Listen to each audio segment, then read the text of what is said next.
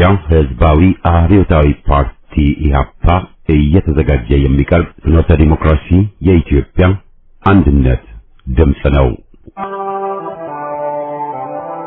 ጤና ይስጥልኝ፣ እንደምን አመሻችሁ አድማጮቻችን። ዛሬ ሐሙስ ሰኔ 12 ቀን 2017 ዓ.ም ነው። የደምቢ ዶሎ ዩኒቨርሲቲ ተማሪዎች የነበሩትና በአክራሪ የኦሮሞ አሸባሪዎች የታገቱት ተማሪዎች ጉዳይ እስካሁን እልባትን አላገኘም።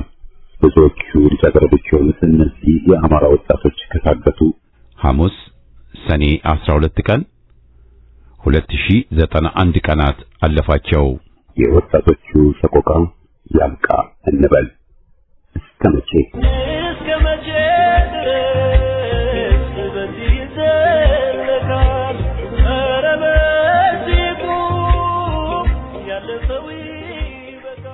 ዝግጅታችንን በዜና እንጀምራለን። በማስከተልም ከማህደራችን ዝግጅታችን በጥር የካቲትና መጋቢት ወር 2002 ዓመተ ምህረት ተላልፈው የነበሩ የተለያዩ ጽሑፎችን በተከታታይ አሰምተን የዝግጅታችን ፍጻሜ ይሆናል።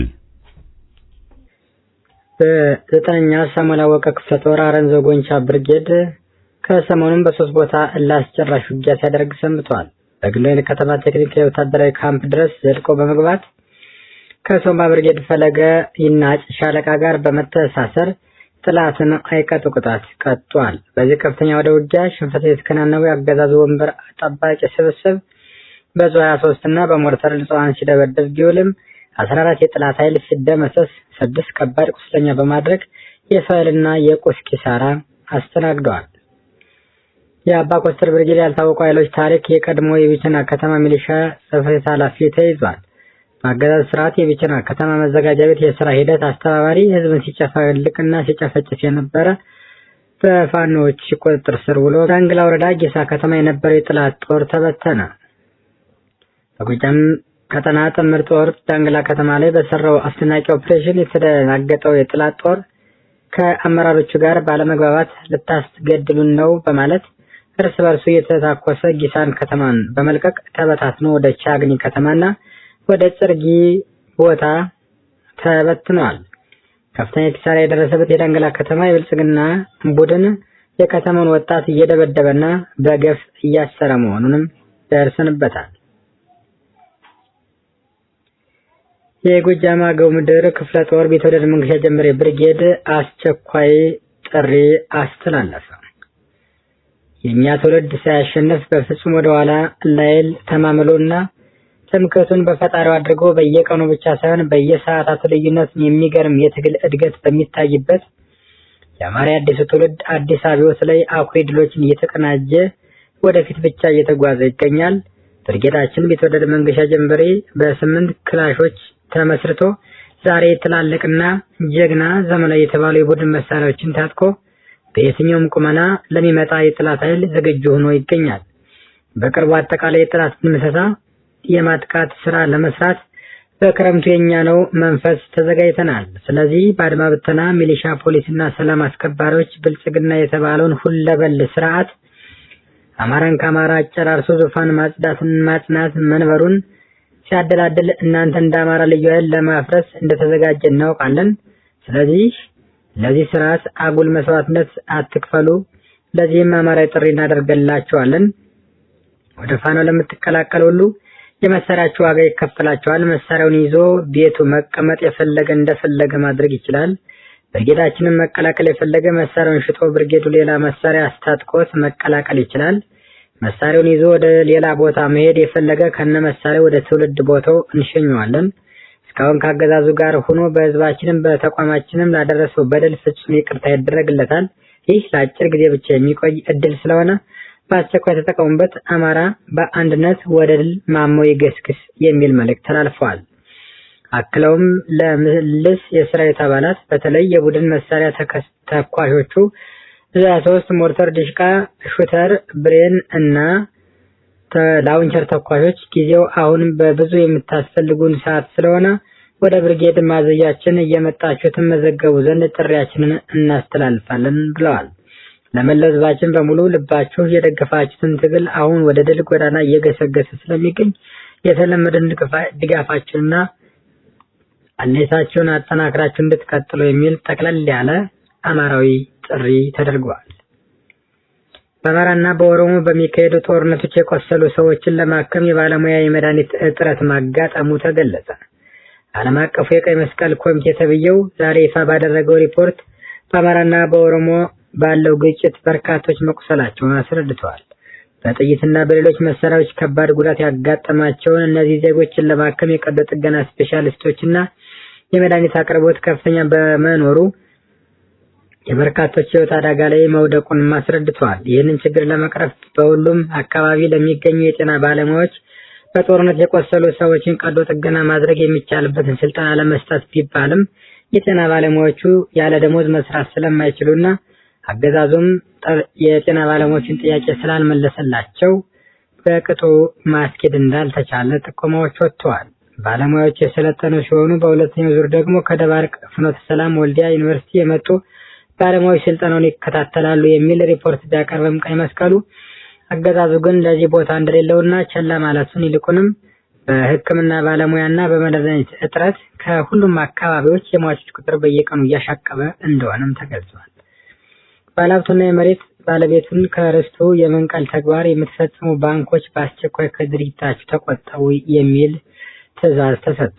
ምንም እንኳን አገዛዙን ከስር መሰረቱ የማስወገድ ትግላችን ግቡን ሲመታ የወገናችን ሁለንተናዊ ጥያቄዎች ቢመለሱም ወገናችን ከርስቱና ከሀብቱ በተጠና መንገድ የመንቀል ዘላቂ ድህነት እንዲወርድ አንዳንድ ባንኮች ያገዛዙ የወንጀል እቅድ አካል ሆነው ያፈናቀሉና ይወረሩ መሆኑን ተደርሶበታል። በተለይ ባንኮች በአማራ በማንነትና በፖለቲካ ልዩነት ሰበብ ወገናችን ላይ የበቀል በትር ጅንፎ ሆነው እየሰሩ ይገኛል። በጎንደር የእርሻ መሬት፣ የመኖሪያ ቤት፣ የንግድ ድርጅትና የቁም እንስሳትን ጨምሮ አሳማኝ ባልሆነ ምክንያት በብድር ወይም በልማት ሰበብ ከርስቱና ከቋሚ ሀብቱ እየነቀሉ የኛ ለሚሉት አካል አሳልፈው እየሰጡ መሆኑም ታውቋል። ችግሩ ጎልቶ የሚታይባቸው ሰፋፊ የእርሻ መሬት ባለባቸው መተማ፣ ቋራ፣ አርማጭሆ፣ ደንቢያና ጠገዴ እንዲሁም ጨርማጭሆ እንዲሁም ፎገራ፣ ደራ የልማት መሬቶች በተጠና ስልት የአማራ ባለ ሀብቶችና ባለ መሬቶች አሁን አዋኮ የማፈናቀል ተግባር እየተፈጸመ እንዳለና በቀጣይም በሰፊው ተግባሩ አድማሱን እንዲያሰፋ ታላቅ እቅድ ታቅዶ እንዲሰራ አንዳንድ ባንኮች ደግሞ ቀጥተኛ ተሳታፊ መሆናቸውም ተደርሶበታል። የአማራን ባለሀብትና የአማራን ባለርስት ባለመሬትን በማፈናቀል ከሌላ አካባቢ የመጡትን እያቋቋሙ እንደሆነም በመንግስት ደረጃ የተያዘ የቅርብ እቅድ ነው። በከተማ ቋሚ ንብረቶች፣ የከተማ ቤቶች፣ የንግድ ድርጅቶች፣ ተሽከርካሪዎችና ማሽነሪዎች አምራች ድርጅቶች ባዶ መሬቶችን ጨምሮ በመውረር የአማራን ሕዝብ አስከፊ የድህነት አዘቅት ውስጥ ለመክተት አገዛዙ ሲሰራ የግልና የአገዛዙ አንዳንድ ባንኮች ድርና ማግ ሆናችሁ ይህን ወንጀል ከማስፈጸም እንድትቆጠቡ የአማራ ፋኖ ብሔራዊ ኃይል ጎንደር ቀጠና አስጠንቅቀዋል። የዕለቱ ዜና በዚያ በቃ።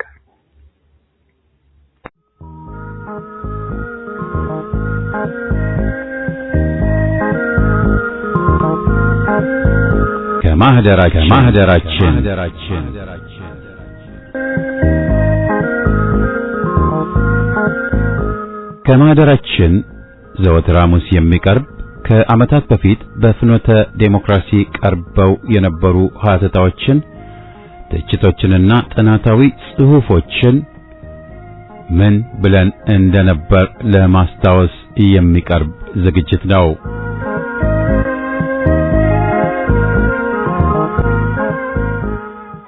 በወያኔ ላይ ማዕቀባችን አይላላ። ህዝባዊ ትግል ወይም አመጽ መሳሪያችን ነው እስካልን ድረስ ትግሉ ፈርጀ ብዙ ነውና በልዩ ልዩ መንገድ መካሄድ እንዳለበትም መዘንጋት የለብንም። ብረት አንስቶ ጠላትን መፋለም አንድ በአሁኑ ጊዜ አስፈላጊ የሆነ የትግል ስልት ነው። ይህ ትግል አያስፈልግም ብለው በስመ ሰላም አሉታዊ ሰበካን የሚደረድሩት ሁሉ ወደዱም ጠሉም የሀገራችንን ስርየት የሚፈልጉ አይደሉም። ስለ ፍቅር መዝፈን የደረቀውን የወያኔ ልብና ህሊና ነፍስ አይዘራበትም። ስለዚህም የወያኔ አገዛዝን የአፈና ኃይል ለማንበርከክ ብረት አንስቶ መታገል የግድ ሆኖ ይገኛል። ሁለገብ ትግልን ሊያንኳስሱ የሚሞክሩ መሰሪ ኃይሎችም ጥቂቶች አይደሉም። ይህን ጠንቅቀን አውቀን እነዚህን አወቁትም አላወቁትም የወያኔ ደጋፊ የሆኑ ክፍሎች መቋቋም መቻል ይጠበቅብናል። በአሁኑ ጊዜ ወያኔ ሰላማዊ ነው ወይም በሰላማዊ መንገድ ስልጣን ለሕዝብ ያስረክባል ብለው የሚሰብኩ ካሉ ከእንቅልፋቸው ይነቁ ዘንድ መጣራት ያስፈልጋል። በሚመጣው የወያኔ ምርጫ ይህ አረመኔ ቡድን ይሸነፋል፣ ተሸንፎም ስልጣን አለቅ ካለ ሕዝብ በአመጽ ይነሳል ብለው የሚመኙ ወይም የሚሰብኩ ደግሞ ማያ አይናቸውን ማሰቢያ አንጎላቸውን የት እንደጣሉ ሊጠየቁ ይገባል። ባለው ሁኔታ ወያኔን በምርጫ ማሸነፍ ሱሚ ነው፣ ቅዠት። ተውን ፓርላማ ለመግባት እንሟሟትበት ብሎ ቅጩን መናገር ያስመሰግናል። በድርጊቱ ብዙሃን ባይስማሙም ወደ ተነሳንበት ርዕስ ስንመለስ የሕዝብ አንዱ የትግል መሳሪያ አድማ ሲሆን ሌላው ደግሞ ማዕቀብ ነው። በወያኔ ላይ ፍጹም የሆነ ጥብቅ ማዕቀብ ማድረግ ውጤት አለው። ለምሳሌ የፖለቲካ እስረኞች ካልተፈቱ በምርጫ አንሳተፍም ብሎ መቆም ይቻል ነበር። የምርጫው ሕግና ቦርድ ካልተቀየሩ በምርጫው አንሳተፍም ብሎ መወሰንም ይቻል ነበር። ግን የዚህ አይነት ቆራጥ አቋም የመውሰድ ወኔ ያላቸው ድርጅቶች ባለመኖራቸው ወያኔ በወሰነው መሰረት በምርጫ ለመሳተፍና የወያኔንም አልባሌ ሰነድ ለመፈረም እሽቅድምድሙ ሊታይ በቅቷል። በሕዝብ በኩል ግን ይህን የወያኔን ምርጫ እጅ ያለ ቧልትና ውድቅ ብሎ በዚሁ አለመሳተፍ አንድ አስፈላጊ አቋምና ትግል ነው። ባለፈው ማሟያ ምርጫ እንደተደረገውም የምርጫ ወረቀት ላይ ጸረ ወያኔ መፈክርን ጽፎ ከሳጥኑ መክተትም ይቻላል። ማዕቀብ ስንልም የኢኮኖሚ ማዕቀብንም ይመለከታል። ከዚህ በፊት በወያኔ የንግድ ተቋሞችና በወያኔ ደጋፊዎች የንግድ ተቋሞች ላይ ተጀምሮ የነበረው ማዕቀብ ሳይላላ መቀጠል አለበት። ከወያኔ ጋር ተቃቅፈው የሚሰሩ ኩባንያዎችንም በዚሁ መንገድ የማዕቀብ ሰለባ ማድረግ አለብን። ሕዝብ በዚህ ከተስማማና በጋራ ካደመ የእነሱን ምርት አንገዛም፣ አንበላም፣ አንጠጣም ብሎ ማዕቀብ ካደረገ ለወያኔ ጉዳቱ ቀላል አይደለም። በወያኔ አውቶቡሶችና ውይይቶች አለመሳፈር፣ በወያኔዎች ቡና ቤት አለመገኘት፣ የወያኔንና ደጋፊዎቹን አምቦ ውሃ፣ ቢራ ወዘተ አለመጠጣት ያስፈልጋል። ወያኔና ቅጥረኞቹ ከሕዝብ የተደበቁ አይደሉም። የትኛው ባዕድም ከወያኔ ጋር ገጥሞ ሕዝብን እንደሚበዘብዝ የምናውቀው ነው። በመሆኑም ማዕቀቡ በሁሉም ላይ ሊሆን ይገባዋል። በዚህ መስክ በባዕድ ሀገር ያሉ ኢትዮጵያውያን ማዕቀቡን የረሱትና የዘነጉት መምሰሉ አልቀረም። በየምግብ ቤቱ የወያኔ ቢራ፣ አምቦሃ እየተሸጠ መሆኑ ይታወቃል። ወያኔ የሚሸጠውም ጤፍና እንጀራ ላይ ሙሉ ማዕቀብ ገና አልተደረገም። ይህ መታረም ያለበት ድክመት ነው። ሌላው ማዕቀብ ህብረተሰባዊ ነው። ይህንን በመጥፎ መልኩ እነ ወያኔ ከዚህ በፊት ተጠቅመውበታል። ትግሬ ያላገባውን ሲያፋቱና ገለል ሲያደርጉ፣ ትግሬ ያልሆነ ጓደኛ ያልሆነውን ከህብረተሰቡ ሲያርቁ ቆይተዋል። የህዝብ ማህበረሰባዊ ማዕቀብ ግን አንድ ወያኔ ዘርና ጎሳን መሰረት ያደረገ አይደለም፣ ሊሆንም አይገባውም። የህዝብ ማህበረሰባዊ ማዕቀብ በወያኔና በቅጥረኞቹ ላይ ያተኮረ መሆን አለበት። የወያኔ ቀንደኞችን፣ ሰላዮችን፣ አፋኞችን፣ ከህዝብ የተጣሉ ቅጥረኞችን ሁሉ መራቅና ማግለል ያስፈልጋል። ከነፍሰ ገዳዮችና ነፍሰ ገዳይን ከመደገፉና ካቀፉ ጋር ወዳጅነትና ቡና መጠጣት ጭራሽ ሊኖር አይገባም። የወያኔ ቅጥረኞች ወደ ውጭ ሀገር ሲጓዙም በዚያ ያለው ዜጋ አይናችሁን ላፈር ሊላቸው ይገባል እንጂ በየመጠጥ ቤቱ አብሯቸው ሊገኝ አይጠበቅም።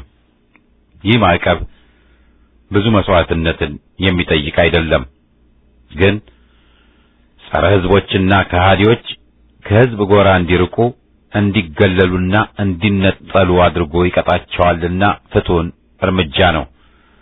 አንዳንዶች ይህ እርምጃ ህዝብን ያራርቃል፣ የጥላቻ ጥሪ ነው ሲሉ ይደመጣሉ። ወያኔን መጥላት፣ ነፍሰ ገዳዮችን መጥላት፣ የነፍሰ ገዳይ አጎጓቢንም መጥላት የሚያስመሰግን እንጂ የሚያስወጥፍ አይደለም። ሕዝብን አያራርቅም፣ ግን ሕዝብንና ጠላቶቹን ያራርቃል። ይህ ደግሞ ሀገርን ለማዳን የሚፈለግና መሆንም ያለበት ነው። ወያኔና ሕዝብ የሚለይበት መስመር መድበስበስ የለበትም። ወያኔ ወዳጅ ነው፣ ጠላት አይደለም የሚሉ እበላባዮች ይህን ቢቃወሙ የሚጠበቅ ነውና ለነሱ ጆሮ መስጠት አያስፈልግም። ማዕቀብ በሕዝብ ኃይልና አቅም ስር ያለ ነው። ማኩረፍ ብቻ ሳይሆን ጠላት ላይ ቁጣ ነው። ዝም ብሎ መበሳጨት ሳይሆን ተጨባጭ እርምጃን ወስዶ ጠላትን ማበሳጨት፣ ማሸበር፣ መጉዳት ማለት ነው። ሁሉም ዜጋ ዱሩ ነው ቤቴ ማለት ባይችልም ሁሉም ዜጋ በወያኔና ቅጥረኞቹ ላይ ግን የኢኮኖሚና ማህበረሰባዊ ማዕቀብ ማድረግ ይገባዋል። ይህን አሌ ብለውና ተቃውመው ከወያኔ ጋር የሚርመሰመሱትንም በዚያው ደረጃ ፈርጆ በእነሱም ላይ ሕዝብ ማዕቀብ ማድረግ ይኖርበታል። እንደ ሕዝብ ማኩረፍ ሲያንሰን ነው። የተቀማነው እኮ ክብርና ሀገርን ነው። ስለዚህም ዓለምንም ማወላወል በወያኔና ረዳቶቹ በቅጥረኞቹና በጭፍን ሎሌዎቹ ላይ ሁለገብ ማዕቀብን እናጥብቅባቸው።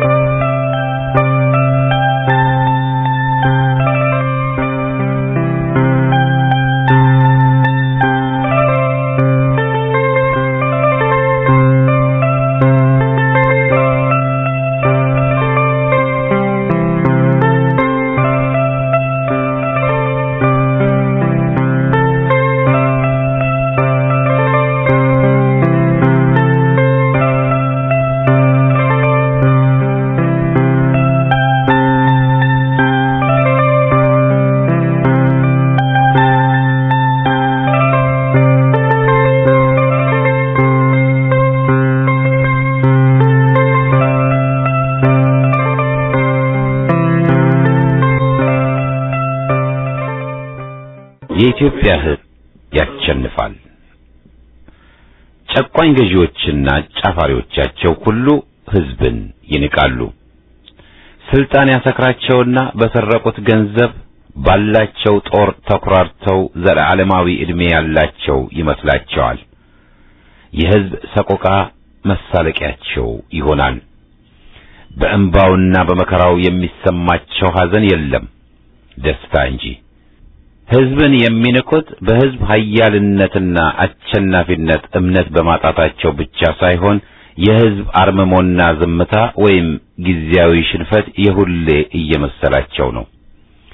ወያኔ የኢትዮጵያን ሕዝብ የሚጠላ ከሃዲ ቡድን በመሆኑ ሕዝብን መፍራቱ እንዳለ ሆኖ ንቀት ማንጸባረቁም የሚታይ ነው። ይህ ጠባብ ብሔረተኛ ቡድን ከወርቅ ዘር የተወለድኩ ነኝ ባይ እብሪተኛ ነውናም ጦሩ ሁሉን አሸናፊ ይመስለዋል።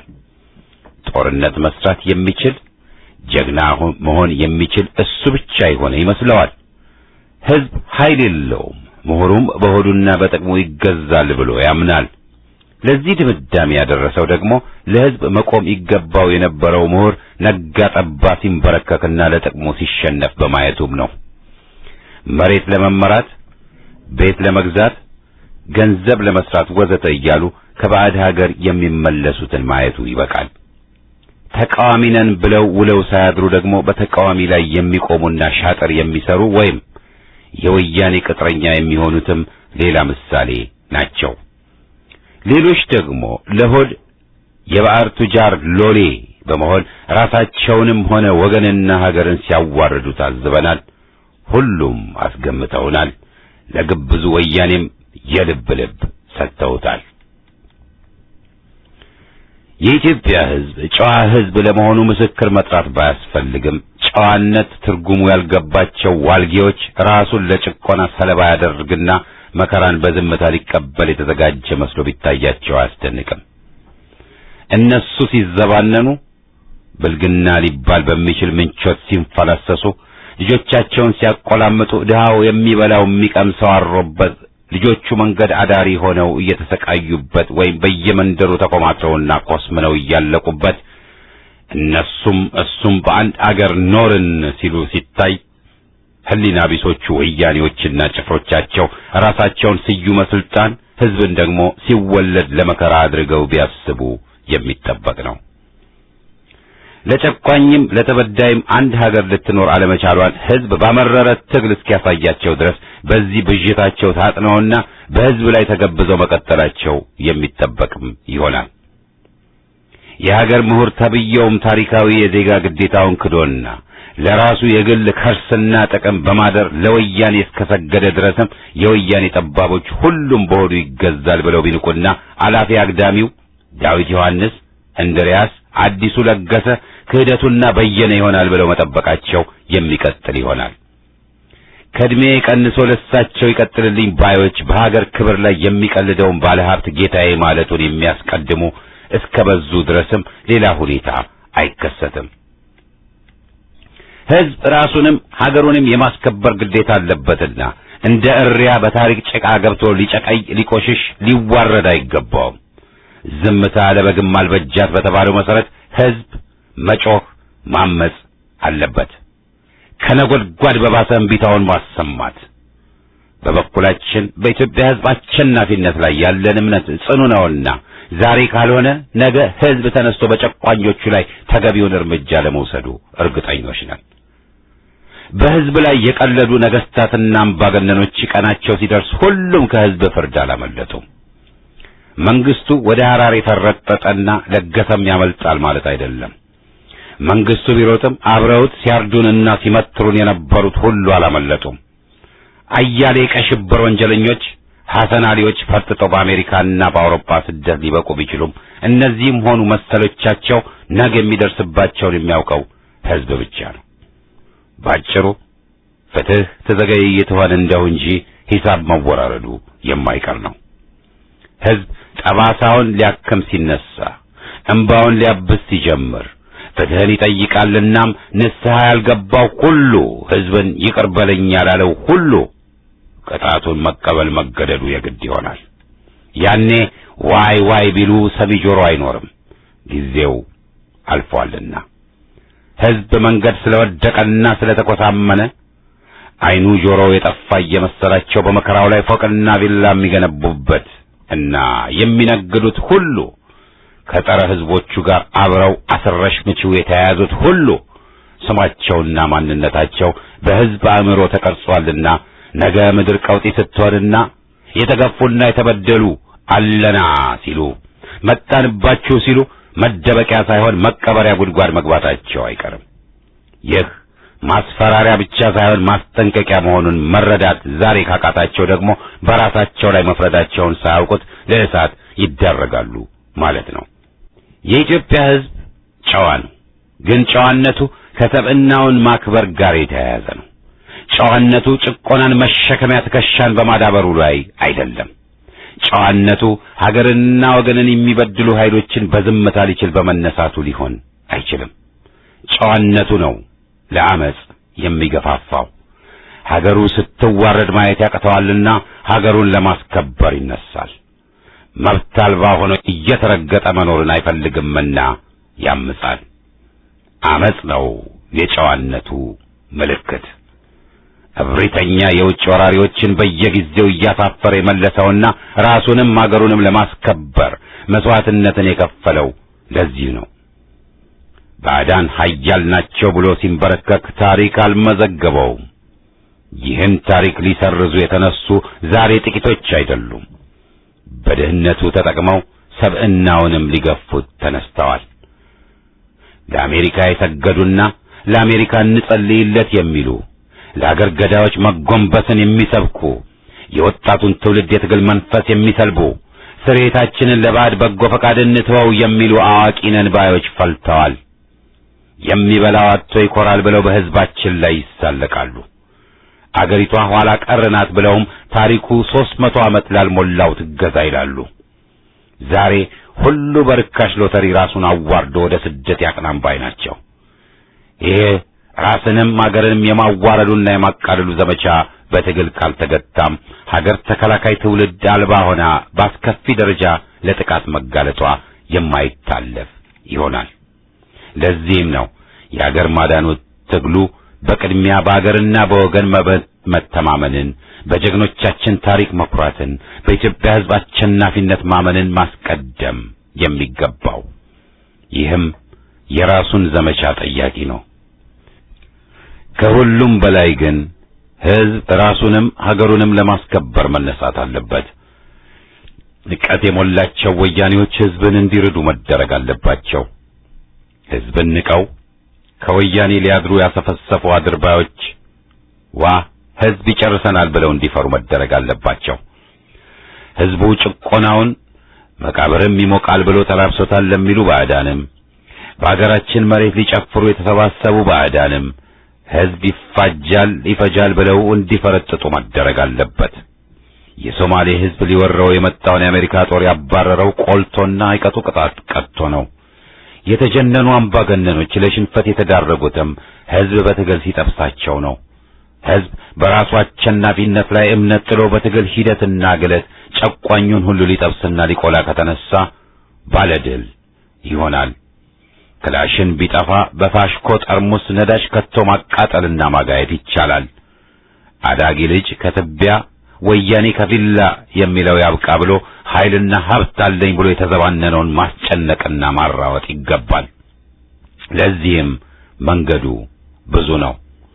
ቆርጦ መነሳት ካለ ጠላትን ለማጥቃት መንገዱ ብዙ ነው። ክብሪትም አለ። ደፈጣም፣ ዱላም፣ ሰንጢውም ሻጥሩም ሊጠፋ አይችልም። ቤት ንብረቴ ባለውና ሕዝብን በቀማው ላይ መነሳትም ይቻላል። በሚያስለቅሰው ሁሉ ማጥቃት ማለት ነው። ይህን ለሕዝብ ለማስተማር በዚህ በኩል መጣሩ አስፈላጊ አይደለም። ዕውቀቱ ያላቸውና ዛሬ ከተበዳዩ የሕዝብ ጎራ የሆኑ ጥቂቶች አይደሉም። እብሪተኞቹ የወያኔ ጠባቦች ጥቂት ናቸው። እኛ ብዙ ነን። በእኛ መሃል ልናሰጥማቸው እንችላለን። ፌዴራላቸውም ሰላዮቻቸውም አያድኗቸውም። እነዚህም ቢሆኑ አንድ በአንድ የጥቃት ሰለባ ሆነው ተገቢው ቅጣትና ትምህርትም ሊሰጣቸው ይገባል። ማነክቶም ባያድርባዮችና የወያኔ ቡችሎችም ከእንግዲህ ምሳቸውን ካገኙ ሌላው አርፎ ይቀመጣል፣ አደብ ይገዛል። ሕዝብን መናቅ ሳይሆን ሕዝብን ይፈራል። ይህ ደግሞ መሆን ያለበት ነው። ሕዝብ በጸረ ሕዝቦች መፈራት አለበትና ኢትዮጵያ የድሃ ልጆቿ የተበደሉ ዜጎቿ ሀገር ትሆናለች፣ አሊያም የጥቂት ከሃዲዎችና ሰው በላዎች ሀገር አትሆንም። ይህ ነው መፈክራችን ሊሆን የሚገባው። የማን ቤት ጋይቶ የማን ሊበጅ ነው ጉዳዩ። ዛሬማ ብዙሃንም ባለቤት አይደሉምና የማን ልጅ መንገድ ላይ ጦማዳሪ፣ የማን ልጅ ጠግቦ ተንደላቃቂ ማለትም እንችላለን። ኢትዮጵያ የብዙሃኑ ትሆናለች እንጂ የማንም አትሆንም ነው መልእክቱ ለጠባቦችና ሆዳሞቹ። ዛሬ በግራ በቀኝ እየተሸረበ ያለው ሴራ ይህን አስከፊ አገዛዝ ዕድሜ ለመስጣት መሆኑ ከማንም የተሰወረ አይደለም። አንጃ ግራንጃው የቀድሞ ወያኔ ተብዬው ሆነ አዳዲስ ነኝ ባይ ስብስቡ ሁሉ አሁንም ሕዝብን ንቆ በሕዝብ ሊቀልድ እያሴረና ከባዕዳንም ጋር እየተመሳጠረ ነው። ሕዝብ ምን ያውቃል ባዮች በዝተዋል። ጠግበዋል ብንል የአደባባዩን መድገም ይሆናል። ጥጋብ የሸፈነው ዓይናቸውን ይገልጹ ዘንድ ትግላችን መፈንዳቱ አስፈላጊ ነው።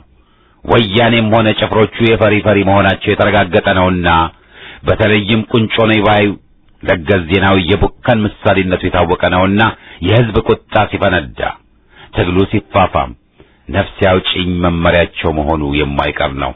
ይብላኝ ያኔ መሮጫ እግር መደበቂያ ጓዳ ለማይኖረው ለማያገኘው፣ ይብላኝ የወያኔ ቁንጮች ሊፈረጥጡ ሲነሱ ኋላ መቅረት ለሚገደደው፣ በጊዜ ከሕዝብ ጎራ መቀላቀልን ላልመረጠው ሰለባ ለሚሆነው።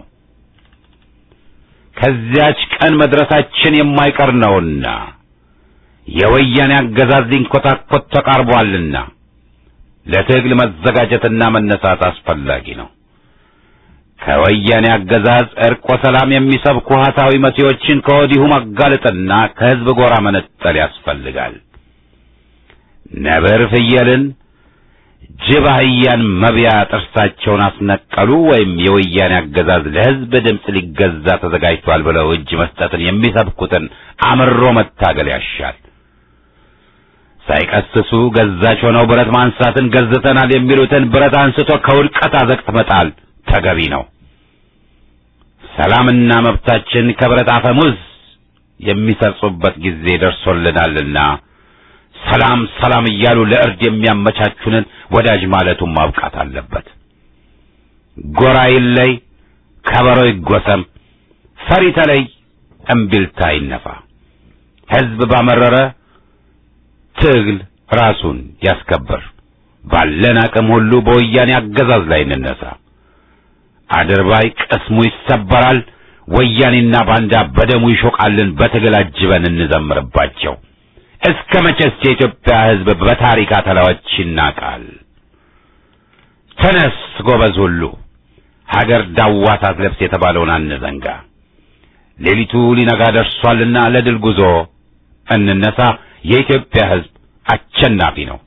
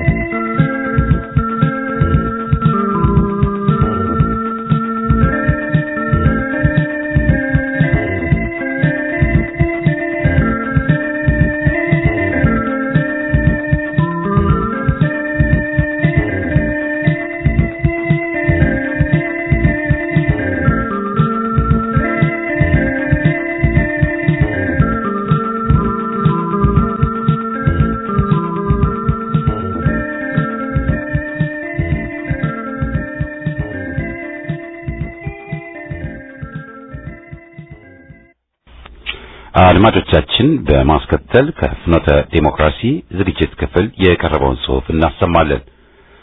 በጸረ ሽብርተኝነት ሕግ የዜጎች መብት አይታፈን።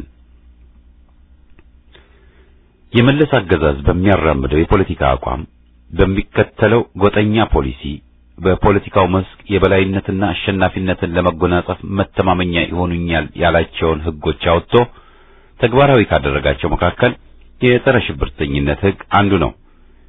የመለስ አገዛዝ በተለይ ፍላጎታቸውንና ጥቅማቸው እንዲከበርላቸው በሚንቀሳቀሱ ሀገር ወዳድ በሆኑ ዜጎች በአጠቃላይ በሕዝቡ ላይ መጠነ ሰፊ ሕገወጥ ተግባር እየፈጸመ የሚገኘው በዚሁ ሕግ በመመስረት ነው።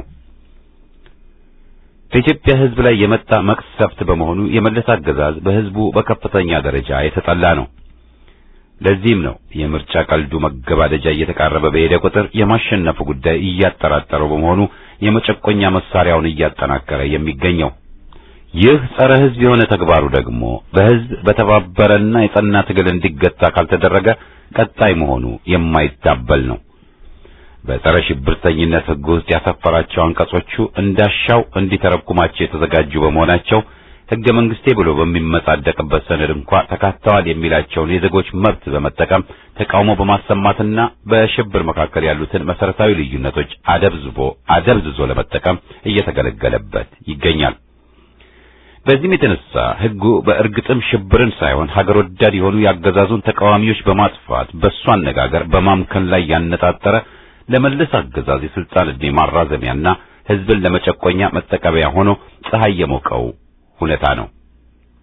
ሐሳብን በነጻ የመግለጽ ነጻነትን፣ ሰብአዊ መብትንና ክብርን የማስጠበቂያ መሳሪያ ከመሆን ይልቅ እሱ እንዳመቸው ሊደፈጥጥ በሚያስችለው መንገድ የተደነገገ መሆኑ በአሁኑ ወቅት በተለያዩ ቦታዎች በተግባር እየገለጸው ይገኛል።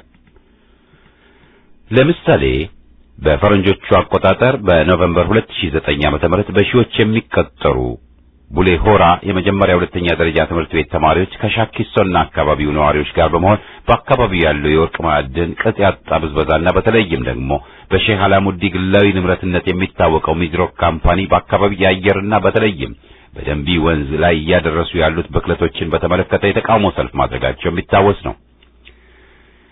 ሚድሮክ የተባለው የአላሙዲ ካምፓኒ ከአካባቢው እየቆፈረ የሚያወጣውን ወርቅ ለራሱ ካዝና ማደለቢያ እየተጠቀመበት ሲገኝ፣ ለአካባቢው ነዋሪዎች ግን ለእድገታቸው ለደህንነታቸውም ሆነ ለተለያዩ ኢንፍራስትራክቸር መገንቢያ የሚሆን ሳንቲም አልደረሳቸውም። በመሰረቱ በአንድ አካባቢ የሚገነባ አንድ የኢንዱስትሪ ተቋም ከሚያገኘው ጥቅም የአካባቢው ነዋሪዎች ተቋዳሽ ሊሆኑ ሲገባ፣ በተቃራኒው በህዝቡ በእንስሳቱና በአካባቢው የተፈጥሮ ሁኔታ ላይ ይህ ነው የማይባል ጥፋት እያደረሰ ከሆነ በእርግጥም ልማት ተገኝቷል ተብሎ ለመናገር የህዝብ ንቀት ያለው ካልሆነ በስተቀር በጣም የሚከብድ ነው። በዚህ አካባቢ እየደረሰ ያለው ጥፋት ግን በቀላሉ የሚገመት እንዳልሆነ የተፈጥሮ ተንከባካቢ ባለሙያዎች እየገለጹት ያለ ጉዳይ ነው። የተቃውሞ እንቅስቃሴውን ያካሄዱት ዜጎች መለስ ዜናዊና አላሙዲ መጥተው ለምናቀርበው ጥያቄ መልስና ለገጠመን ችግር መፍትሄ እንዲሰጡን በማለት አቤቱታ ቢያቀርቡም ከአገዛዙ ያገኙት ምላሽ ወደፊት ተመሳሳይ ተቃውሞ ለማድረግ ለሚመኙ መቀጣጫ ይሆን ዘንድ ፖሊስና ተወንጫፊ የሆነ ልዩ ታጣቂ ኃይል አሰማርቶባቸው አራቱን ለሞት ሲዳርግ በብዙ መቶዎች የሚቆጠሩትን ደግሞ ከቦ በመያዝ ለእስር ዳርጓቸዋል። በዚህም የተነሳ በያቤሎ እስር ቤት ብቻ ከ200 በላይ አሁንም ድረስ በእስር የሚገኙ መሆናቸው ሁኔታውን በቅርበት የሚከታተሉ ግልጽ አድርገዋል። ከነዚህ ውስጥ በቅርቡ 153 በሚሆኑት ላይ ለሱ በሚስማማው መንገድ ባወጣው ሕግ በመመስረትና አንቀጾችን በማጣቀስ ክስ መስርቶባቸዋል። ክሶቹም የመለስ አገዛዝን ከስልጣን ለማስወገድ፣ ሕዝብን ለሽብር ማነሳሳት፣ ስነ ስርዓት ማጉደል፣ ሕጋዊ ያልሆነ ድርጅታዊ እንቅስቃሴ ማካሄድ፣ በፖሊስና በአስተማሪዎች ላይ ጥቃት ማድረስ የተሰኙት ይገኙበታል። የሚጠብቃቸው ፍርድ ምን እንደሆነ መገመት የሚቻል ነው። የፍርድ ቤት ተቋሙ በወያኔ ቁጥጥር ስር ያለ በመሆኑ ክስ የመሰረተባቸው ዜጎች ፍትህ ሊያገኙ የሚችሉበት ምንም አይነት ሁኔታ እንደሌለም ግልጽ ነው። በተለይ በእሱ አሸናፊነት እንዲጠናቀቅ ላዘጋጀው የምርጫ ቀልድ ከሀገር ወዳድ ኢትዮጵያውያን በኩል የቀረበውና ከጊዜ ወደ ጊዜ በህዝቡ ዘንድ ተቀባይነት እያገኘ በመምጣት ላይ የሚገኘው የተአቅቦ መፈክር እንቅስቃሴ የተደናገጠው የመለስ አገዛዝ በአዲስ አበባና በሌሎች አካባቢዎች እየወሰዳቸው ያሉ የበቀልና የአፈና እርምጃዎች ይህንኑ የሚጠቁሙ ናቸው። በቅርቡ የምርጫ ሂደት ለማደናቀፍ ሞክራቸዋል በሚል በጋምቤላ በብዩሪ ትምህርት ቤት ተማሪዎች ላይ የወሰደው አሰቃቂ እርምጃም ሊጠቀስ የሚችል ነው። ስለዚህ ዛሬ በኢትዮጵያ ያለው ተጨባጭ ሁኔታ ለብዙሃኑ ኢትዮጵያውያን ከግልጽም ግልጽ ነው። ስልጣን ላይ ያለው ጸረ ህዝብ የመለስ አገዛዝ ቡድን በንጹሃን ደም ታጥቦ የመጣ በመሆኑ በምንም አይነትና መቼም ቢሆን የህዝብን ድምጽ እንደማይሰማና እንደማያከብር ግልጽ ካደረገ ዓመታት አስቆጥሯል። ህዝቡም ይሁንታውን ሊለግሰው ፈቃደኛ አይደለም። ከላይ የተገለጹት ምሳሌዎችም የሚያመለክቱት የዚሁ ነጸብራቆችና የፖሊሲው ውጤቶች መሆናቸውን ነው። ስለዚህም እሱ ራሱ በማያከብረውና ለራሱ እሱ እንደፈለገው ሊተረጉመው በሚችለው ህግ የህዝብን ተቃውሞ ለማፈን እያደረገ ያለውን ጥረት ለአንዴም ለሁሌም ማስቆም ይገባል። የሚገባም ብቻ ሳይሆን ሀገራዊ ግዴታም ነው። የህዝብ ሀብት በጠራራ ፀሐይ እየተዘረፈ በአንጻሩ መብቱን ተገፎ በድህነት አረንቋ ይበልጥ እየተሰቃየ ያለ ህዝብን ሰላማዊና ህግ አክባሪ እንዲሆን መጠበቅ መጃጃልን አስከታይ ነውና የሚደገፍም የሚጠበቅም መሆን የለበትም። በመሆኑም ሀገር ወዳድ የሆኑ ኢትዮጵያውያን ኃይሎች እርባና ቢስ በሆኑ ውይይቶች መጠመዱን ወገደጎን አድርገው የኒግሌ ቦረና ዜጎች በሰላማዊ መንገድ ተቃውሞ ለማሰማት ያላቸው መብት ተጠቅመው በመንቀሳቀሳቸው ምክንያት የተነሳ የመለስ አገዛዝ ያደረሰባቸውን ግድያና ለእስር መዳረግ ብሎም ለክስ ማቅረብን በማውገዝ የተሰዉትን በመዘከር የታሰሩት ያለምንም ቅድመ ሁኔታ እንዲፈቱ ከወዲሁ የተለያየ ዘዴዎች ማሰላሰል የሚጠበቅባቸው ይሆናል። በተመሳሳይ ሁኔታ በሌላ አካባቢ ከሚገኘው ጋር ማቀናጀትም የሚጠበቅ ነው። ይህ ብቻ አይደለም። በቡሌ ሆራ ተማሪዎችና በሻኪሶ አካባቢ ነዋሪ ህዝብ በአገዛዙ ላይ የተደረገው ህዝባዊ ተቃውሞ ከሌሎች ህዝባዊ መፈክሮች መማጀብ በጠቅላላ ሀገሪቷ ተቀጣጥሎ የህዝብ ጠላቶችን እንዲለበልብ በመታገል ድልን መቀናጀትና ህዝብን የስልጣኑና የሀገሩ ባለቤት ለማድረግ መሰማራት ግዴታቸው መሆኑን ተገንዝበው መንቀሳቀስ ይጠበቅባቸዋል። ሕዝብ የራሱን አስተዳደር ሲመሰርት የአገሩ ባለቤት መሆኑን በትግሉ ሲያረጋግጥ ለራሱ፣ ለሰላሙ፣ ለእድገቱ፣ ለማህበራዊ መረጋጋቱ አመቺ የሚሆንለት በራሱም ሆነ ወኪሎቹ አማካይነት ሕግ አጸድቆ በሱም ሲተዳደር ያኔ በተፈጥሮው ሰላማዊና ሕግ አክባሪ የሆነው ጠባዩ ለሌሎችም የሐዋርያ ችቦ ሊሆን እንደሚችል ምንም ጥርጥር የለንም። ያኔ ሽብርን ለራሱ ደህንነት ሲል ሕዝብ ራሱ ይታገለዋል። ይህ ባልሆነበት አገዛዙ ራሱ ሕዝብን አሸባሪ በሆነበት ሽብርን እንዋጋለን በማለት የዜጎችን የተፈጥሮ መብት ለማፈን የሚደረገውን የመለስ አገዛዝን እንቅስቃሴ አጥብቀን የምንታገለውም በዚሁ ነው። የዜጎች መብት በእርግጠኝነት ይከበር። የኢትዮጵያ ሕዝብ የአገር ባለቤት ይሁን።